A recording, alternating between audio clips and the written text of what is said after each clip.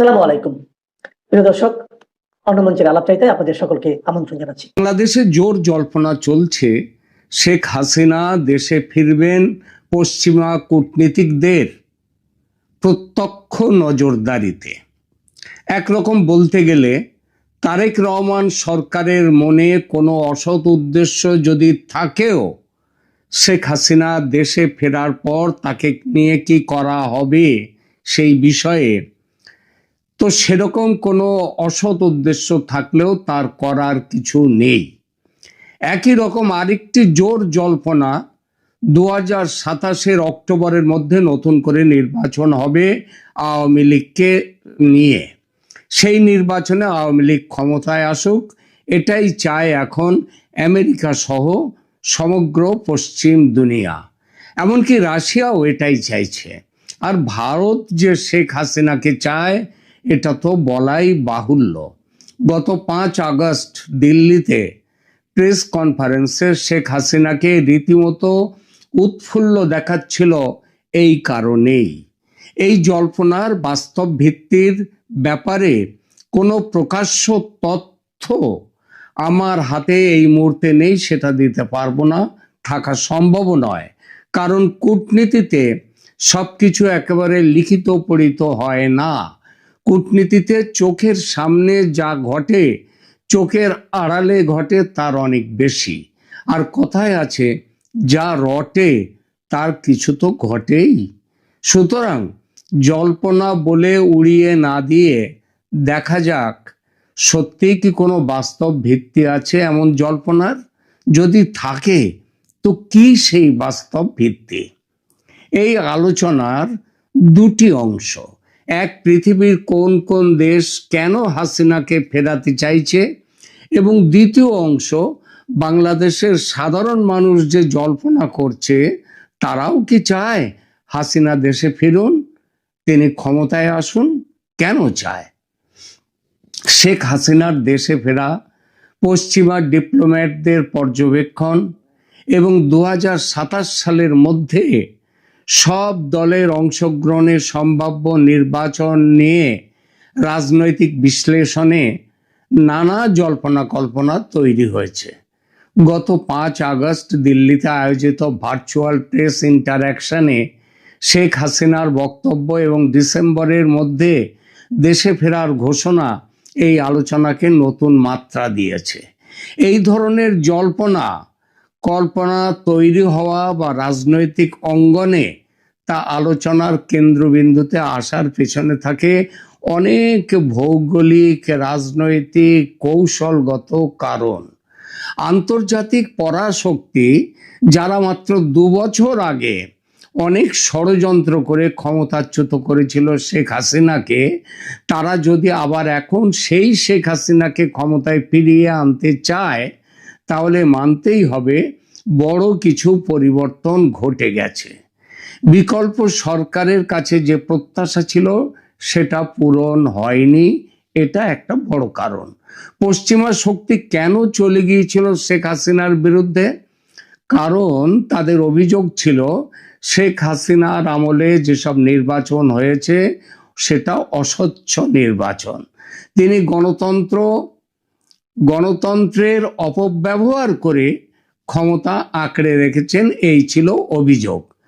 তার দেশে আইনের শাসন নেই, হাসিনা আমেরিকার কথা মতো চলেন না, তিনি মার্কিন তথা পশ্চিমা স্বার্থের অনুকূল নন।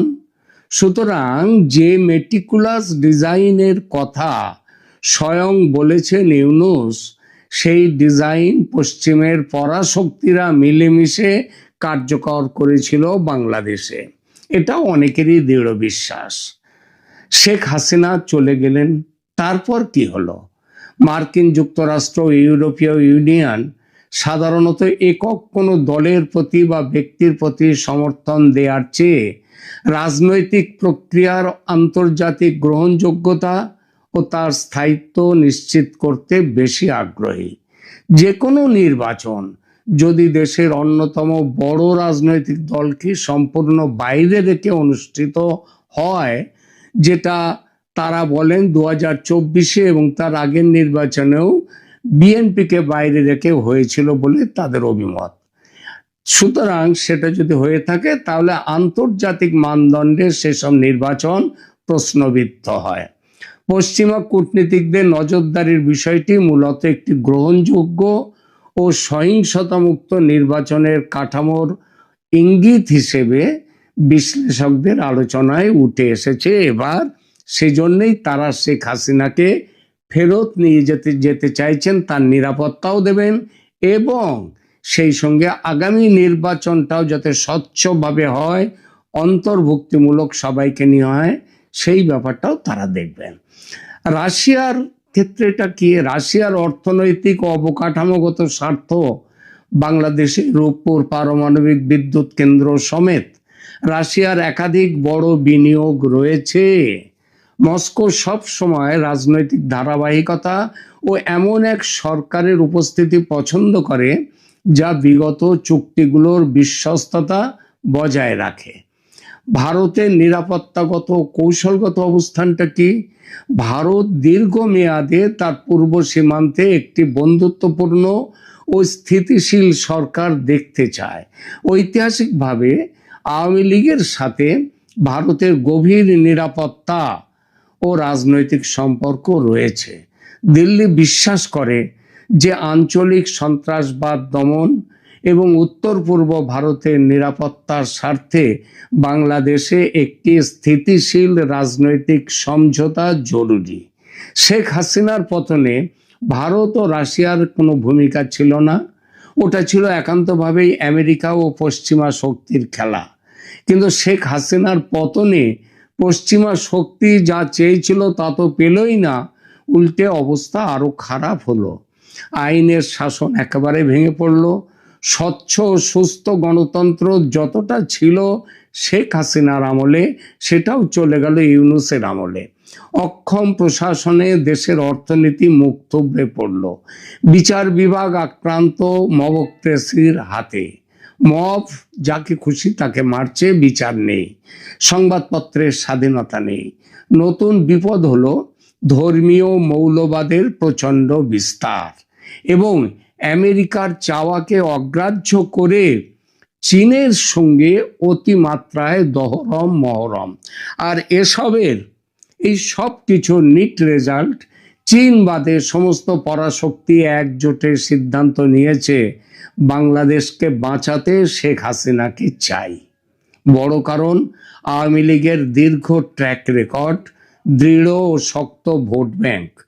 দীর্ঘ 15 বছরের বেশি সময় ক্ষমতায় থাকার কারণে দেশের প্রশাসন, ব্যবসা বাণিজ্য, গ্রাসরুট লেভেল রাজনৈতিক কাঠামোর একটা নির্দিষ্ট অংশে আওয়ামী লীগের সমর্থন ভিত্তি রয়ে গেছে।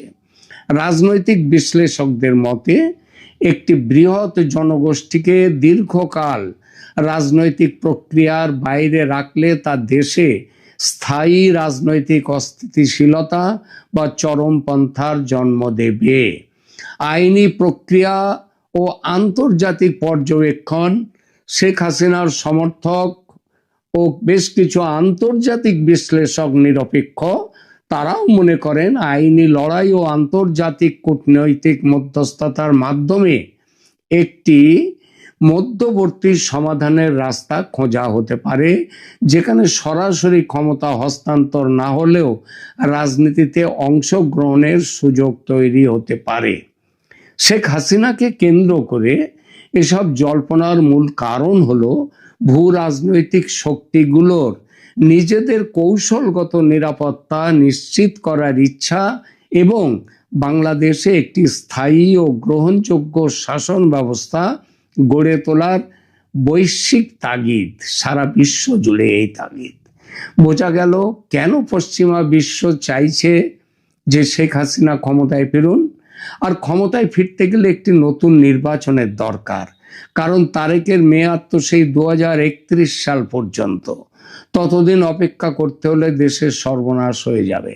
তাই তারা শেখ হাসিনার দেশে ফেরা যাতে নিরাপদ হয় এবং তার ক্ষমতা গ্রহণ যাতে দ্রুত হয়, সেই ব্যবস্থাপনা করতেই পারে। এবার আসি আমাদের আলোচনার দ্বিতীয় পর্বে। বাংলাদেশের মানুষ এই বিষয়টা কোন চোখে দেখছে। দেখুন, পরাশক্তিদের বিশ্লেষণের সঙ্গে কি তারা সহমত বাংলাদেশের মানুষ? চলুন দেখা যাক সেই প্রশ্নটি। 2024 সালের জুলাই আগস্টের রাজপথের সেই রক্তঝরা দিনগুলোর কথা একবার ভেবে দেখুন। যে তরুণ সমাজ, যে আপামর জনগণ নিজেদের বুকের রক্ত ঢেলে দিয়ে একটি শক্তপোক্ত সরকারের পতন ঘটিয়েছিল, মাত্র 2 বছরের ব্যবধানে সেই আন্দোলনের স্মৃতি আজ মানুষের মন থেকে ফিকে হয়ে গেছে। ইতিহাসের কি নির্মম পরিহাস দেখুন। আজ সাধারণ মানুষের মুখে মুখে একটি বাক্যই ঘুরে ফিরে আসছে, এর চেয়ে মানে ইউনূসের শাসনের চেয়ে, তারেক রহমানের শাসনের চেয়ে শেখ হাসিনার আমলই ভালো ছিল। কেন মাত্র 2 বছরের মাথায় একটি গণ অভ্যুত্থানের রক্তস্নাত অর্জন এভাবে ধূলিসাৎ হয়ে গেল? কিভাবে একটি দেশের কোটি কোটি মানুষ স্বৈরাচার মুক্ত হওয়ার আনন্দের পর আবার অতীতমুখী নস্টালজিয়া বা পুরনো দিনের প্রত্যাবর্তনের মধ্যে সান্ত্বনা খুঁজতে শুরু করলো? আজকে এই সত্যটি লুকোনোর কোনো উপায় নেই।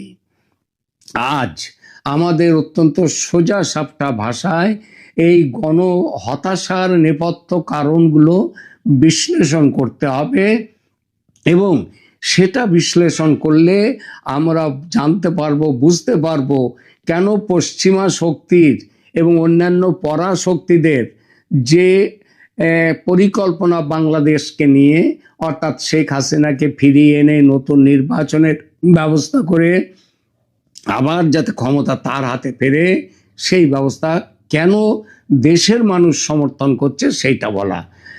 দেশের মানুষের প্রধান হতাশা হচ্ছে যে শেখ হাসিনার বিরুদ্ধে লড়াই করলো তারা, বলা হলো ফ্যাসিবাদের বিরুদ্ধে লড়াই, কিন্তু ফ্যাসিবাদের বিরুদ্ধে সেই লড়াই গিয়ে আত্মসমর্পণ করলো মৌলবাদের কাছে। এই স্বপ্নভঙ্গের প্রথম এবং প্রধান কারণ হলো আদর্শের চরম বিশ্বাসঘাতকতা। জুলাইয়ের আন্দোলন জন্ম নিয়েছিল ফ্যাসিবাদের বিরুদ্ধে একটি বৈষম্যহীন, গণতান্ত্রিক এবং অন্তর্ভুক্তিমূলক বাংলাদেশ করার অঙ্গীকার নিয়ে, কিন্তু ক্ষমতা বা নির্বাচনের অঙ্ক মেলাতে গিয়ে আন্দোলনের নেতৃত্ব পরবর্তী রাজনৈতিক শক্তিগুলো তারা হাত মেলালো ধর্মীয় মৌলবাদী গোষ্ঠীগুলোর সাথে। যে তরুণরা একটি মুক্ত চিন্তার বাংলাদেশ চেয়েছিল, তারা দেখলো ফ্যাসিবাদের জায়গা দখল করে নিচ্ছে ধর্মীয় উগ্রবাদ ও মৌলবাদ।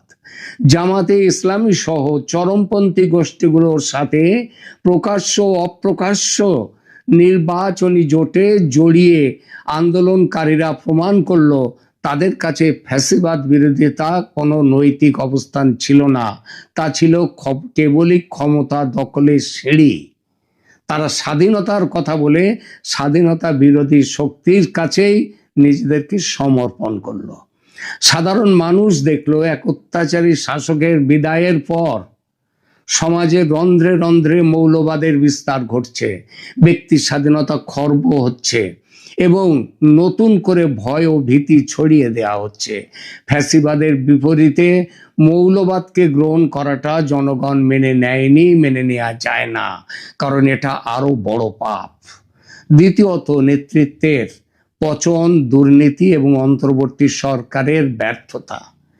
এইসব কারণ, এর পরের কারণটি আরো করুন। বৈষম্য বিরোধী আন্দোলনের যেসব তরুণ নেতাদের একসময় সাধারণ মানুষ মাথার উপর তুলে রেখেছিল, রাতারাতি তাদের বিরুদ্ধে চরম দুর্নীতির অভিযোগ উঠতে শুরু করলো। রাজপথের লড়াকু নেতাদের রাতারাতি বিলাসী জীবনযাপন, ক্ষমতার অপব্যবহার, চাঁদাবাজি, বিভিন্ন আর্থিক কেলেঙ্কারিতে জড়িয়ে পড়ার খবর যখন প্রকাশ্যে এলো, তখন জনগণের মোহভঙ্গ হতে সময় লাগলো না। আন্দোলনের ঐক্য ভেঙে খান খান হয়ে গেল। মূলধারার নেতারা একে একে দল ছেড়ে চলে গেলেন। অভ্যন্তরীণ কোন্দল আর ক্ষমতার ভাগাভাগি নিয়ে কাদা ছোড়াছুড়ি হয়ে উঠল প্রতিদিনের ঘটনা। আর এর ওপর ভিত্তিপ্রস্তর স্থাপন করেছিল তৎকালীন মোহাম্মদ ইউনূসের অন্তর্বর্তী সরকার। তারা দেশে আইন শৃঙ্খলা প্রতিষ্ঠা করতে সম্পূর্ণ ব্যর্থ, অর্থনীতি সচল রাখতে পারেনি, বিচার ব্যবস্থাকে নিরপেক্ষ রাখতে পারেনি। রাষ্ট্র পরিচালনায় অন্তর্বর্তী সরকারের এই চরম অদক্ষতা এবং রাজনৈতিক অদূরদর্শিতা আজকের এই অরাজক পরিস্থিতির জন্ম দিয়েছে। আমেরিকা তবু চেষ্টা করেছিল ইউনুসকে হটিয়ে নতুন নেতা নিয়ে এসে পরিস্থিতি সামাল দিতে। এলেন তারেক রহমান। অন্তর্বর্তী সরকারের পর তারেক রহমানের নেতৃত্বাধীন সরকার ক্ষমতায় এসেও জনগণের এই মৌলিক আস্থা ফিরিয়ে আনতে পারল না, বরং সংকট আরো ঘনীভূত হলো। মৌলবাদ দমনে এই সরকারের, তারেক সরকারের অক্ষমতা, অনিচ্ছা নতুন করে বলার কিছু নেই। সংসদে বিরোধী দল হিসেবে শক্তিশালী আসনে বসে থাকা জামায়াতে ইসলামী এবং রাজপথের মৌলবাদী শক্তিকে নিয়ন্ত্রণ করার ক্ষমতা বা ইচ্ছা কোনোটাই বর্তমান তারেক সরকারের নেই। ভোট ব্যাংক হারানোর ভয়ে কিংবা রাজপথের বিশৃঙ্খলার ভয়ে সরকার মৌলবাদীদের সামনে নতজানু নীতি গ্রহণ করেছে। কৌশলগত ভুল চীন নীতি, অর্থনৈতিক সংকট সামাল দিতে সরকার বেজিংয়ের দিকে অতিরিক্ত ঝুঁকে পড়ল। বাংলাদেশ ফার্স্ট পররাষ্ট্র নীতির নামে চীনের সাথে যে মাত্রাতিরিক্ত মাখামাখি শুরু করেছে তারেক সরকার, তা দেশের আঞ্চলিক ও ভূ রাজনৈতিক ভারসাম্যকে পুরোপুরি ধ্বংসের মুখে ঠেলে দিয়েছে। আর এর পরিণতি কি হচ্ছে? দেশের ধর্মীয় উগ্রবাদের উত্থান এবং ভূ রাজনৈতিকভাবে চীনের প্রতি একক নির্ভরতা, এই দুইয়ের সমন্বয়ে বাংলাদেশ আজ আন্তর্জাতিক অঙ্গনে মারাত্মক এক অনিশ্চয়তার মুখে পড়েছে। আর এখানেই ভারত, পশ্চিমা বিশ্ব, রাশিয়ার হিসাব নিকাশ এসে মিলে যাচ্ছে এক জায়গায়। যখন একটি দেশে অভ্যন্তরীণ অস্থিতিশীলতা বাড়ে, উগ্রবাদ মাথাচাড়া দিয়ে ওঠে, পররাষ্ট্রনীতি দিশা হারায়, তখন আন্তর্জাতিক পরাশক্তিগুলো নিজেদের নিরাপত্তার সাথে পরস্পর একসাথে হাত বাড়ায়, হাত ধরে। ভারত তার সীমান্তে কোনো ধর্মীয় উগ্রবাদী বা চীনা প্রভাবে পরিচালিত সরকার দেখতে চায় না। দিল্লির কাছে আঞ্চলিক স্থিতিশীলতা ও নিরাপত্তার জন্য পুরনো পরীক্ষিত মিত্র আওয়ামী লীগ অগ্রাধিকার পাবে। আমেরিকা ও ইউরোপীয় ইউনিয়ন বাংলাদেশে অবাধ নির্বাচন ও মানবাধিকারের কথা বললেও তারা উগ্র মৌলবাদের উত্থান বা চীনের আধিপত্য কোনোভাবেই বরদাস্ত করে না। ফলে 2027 সালের মধ্যে শেখ হাসিনা বা আওয়ামী লীগকে অন্তর্ভুক্ত করে একটি আন্তর্জাতিকভাবে স্বীকৃত নির্বাচনের যে জল্পনা চলছে, তার পেছনে এই বৈশ্বিক পরাশক্তিগুলোর নীরব সম্মতি ও প্রত্যক্ষ পর্যবেক্ষণের সম্ভাবনা উড়িয়ে দেওয়া যায় না। আর সেটাই বলা হচ্ছে। আর জল্পনা যা চলছে এখন বাংলাদেশে, যে পশ্চিমা শক্তির নিরপেক্ষ অবস্থানে তাদের সহযোগিতায় শেখ হাসিনা ফিরছেন দেশে। দ্বিতীয়ত, ভোট, আর একটা ভোট খুব শিগগিরই হতে চলেছে। এটা তাই কোনো অলস মস্তিষ্কের জল্পনা নয়। ইতিহাস কাউকে ক্ষমা করে না। গণ অভ্যুত্থানের মাধ্যমে জড়িত যে সমস্ত অর্জিত যে সুযোগগুলো, সেগুলো যখন দুর্নীতির মাধ্যমে কলঙ্কিত করা হয়, যখন ফ্যাসিবাদের একটা স্ট্যাম্প লাগিয়ে তার বিকল্প হিসেবে ধর্মীয় উগ্রবাদকে মেনে নেওয়া হয়, তখন সাধারণ মানুষ অতিষ্ঠ হয়ে ওঠে। আজ মানুষ যখন দেখে তাদের দৈনন্দিন জীবনযাত্রার ব্যয় আকাশচুম্বী, রাস্তায় আইন শৃঙ্খলার বিন্দুমাত্র নিশ্চয়তা নেই এবং সমাজ জুড়ে মধ্যযুগীয় উগ্রতার দাপট, তখনই তারা পিছনের দিকে তাকায়। শেখ হাসিনার আমলের স্বৈরাচারী রূপকে আড়াল করে মানুষ তখনকার অর্থনৈতিক স্থিতিশীলতা, নিরাপদ জীবনের স্মৃতিকে আঁকড়ে ধরতে চায় এবং ধরছে। জুলাই অভ্যুত্থানের বীরত্ব আজ ব্যর্থ রাজনীতির বলি হয়েছে। আর এই ব্যর্থতার সুযোগেই রাজনীতিতে শেখ হাসিনার প্রত্যাবর্তন এবং 2027 নির্বাচনকে ঘিরে বৈশ্বিক পরাশক্তিগুলোর নতুন ছক আজ এত জীবন্ত ও বাস্তব রূপ লাভ করেছে। অর্থাৎ হাসিনা ফিরছেন খুব শীঘ্রই ডিসেম্বরের আগেই, ডিসেম্বরের মধ্যেই, আর তারপরে খুব শীঘ্রই একটি ভোটও হচ্ছে। আজকে এখানেই রাখছি।